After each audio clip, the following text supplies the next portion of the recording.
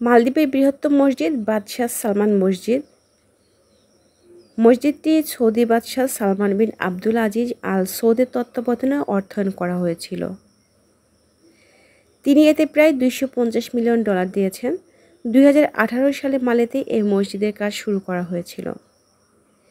প্রকৃতির অপার সৌন্দর্যের পাশাপাশি মুসলমানদের ইবাদত বন্দেগীর জন্য মালদ্বীপে রয়েছে ছোট বড় অনেক মসজিদ। তবে রাজধানী মালেতে মসজিদের সংখ্যা একটু বেশি। মালদ্বীপের সবচেয়ে বড় মসজিদ কিং সালমান মসজিদ। সৌন্দর্যের দিক দিয়েও এটি অদ্বিতীয়। বাদশাহ সালমান মসজিদটি 6 তলা বিশিষ্ট। এতে 10,000-এর বেশি মুসল্লি নামাজ পড়তে পারবেন।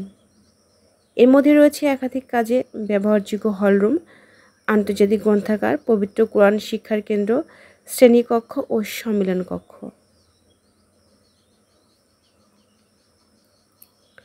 গণমাধ্যমের প্রতিবেদন অনুসারে মসজিদটিতে ইসলামের 5টি স্তম্ভের প্রতিনিধিত্বকারী 5টি মিনার রয়েছে।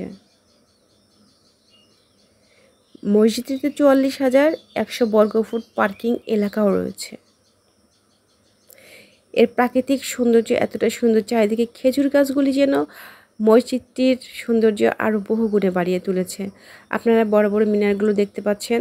আসলে মসজিদের ভিতরে যাওয়া নিষেধ বা যেতে দিল না বলে ভিতরের অংশটি আপনাদেরকে দেখাতে পারলাম না। এই জন্য বাইরে ঘুরে ঘুরে অংশগুলি দেখালাম।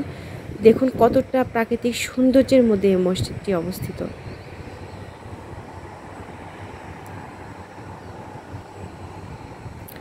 2016 সালে মসজিদ তৈরি ঘোষণা দেওয়া হয়। নির্মাণ শুরু হয় 2018 সালের শুরুতে। সরকার প্রথমে 2020 সালের শুরুতে মসজিদটি উদ্বোধন করার পরিকল্পনা করেছিল।